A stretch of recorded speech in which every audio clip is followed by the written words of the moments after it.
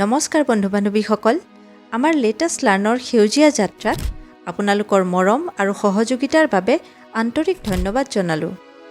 বহু প্ৰতীক্ষাৰ অন্তত এৰ পৰা জেডলৈ প্ৰথম পৰ্যায়ৰ এটা দীঘলীয়া যাত্ৰা সম্পূৰ্ণ কৰাৰ পিছত আমি এতিয়া আৰম্ভ কৰিবলৈ ওলাইছোঁ দ্বিতীয় পৰ্যায়ৰ বাবে এক নতুন অধ্যায়। ঋতুৰ সৈতে প্ৰকৃতিৰ পাঠ, সময়ৰ গছ সময়তে চিনক।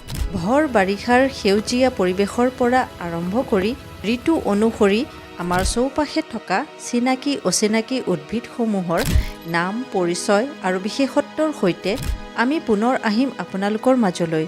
আশা কৰোঁ আপোনালোক লগত থাকিব। কাৰণ আমি বহু আশাবাদী।